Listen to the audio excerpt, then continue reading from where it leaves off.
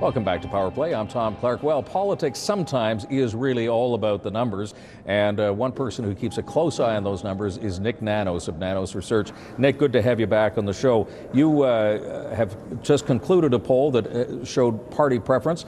We've come through the budget, we've come through the Olympics. One would assume that these numbers have to be good for the government. What did you find? Well, actually, what we found was that in the wake of the Olympics and the budget and the speech from the throne, there was no bounce for the government. We have a statistical dead heat, a dead tie between the Conservatives and the Liberals at 35% each, and the NDP back at around 18%. Okay, well, let's ask the obvious question then. I mean, if you come through the Olympics, which was a huge event for this country, very happy event, why wouldn't the government get a bounce out of that? Well, you know, I think for a lot of Canadians, although they were very proud with the results of the Olympics and how Canadian athletes did, that didn't convert into what I'll say a warm and fuzzy feeling about the Prime Minister and the Conservative Party. And as a result, the numbers didn't move. And, you know, same thing goes for the budget. The budget was generally a stay-the-course budget, and there wasn't any new goodies, so to speak, to kind of propel the Conservative numbers. And Nik, earlier polls that you've done in the last couple of days were sort of attitudinal polls. How did people feel about the budget, about the throne speech, about the size of the deficit, the plans to get rid of the deficit and so on? When you take a look at the Canadian population right now, are they more on board with the Conservative line or the Conservative message as opposed to the Liberal one? Where are you finding that break? Well, actually, what we're finding is that Canadians are selectively in favor of specific initiatives that the Conservatives have put in the window.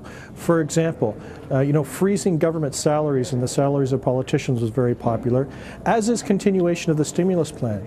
But, you know, when we ask Canadians whether the government is moving in the right or wrong direction on economic policy front, it's actually a very close race. About 40% think they're on the right track, and about 38 or 39% think that they're on the wrong track. And a lot of that is fueled by partisans. If you're a Tory, you think the Conservatives are moving in the right direction, but if you're not part of that Tory, Stephen Harper universe, you think things are on the wrong track. So selectively supportive of specific initiatives, but still very clearly divided on this government.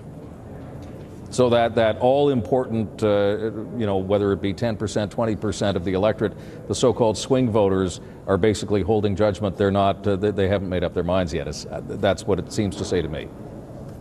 Absolutely. You know, about 1 out of every 5 Canadians are undecided at this point in time, and it's kind of like the prorogation hangover for the Conservatives, that they've watched what's happened in January, and they're just not hot on moving in that direction, and they're keeping their powder dry at this point in time. Nik Nanos, Nanos Research. Nik, thanks very much for coming in and talking about these numbers. Always appreciate you having you on Power Play. Thanks a lot.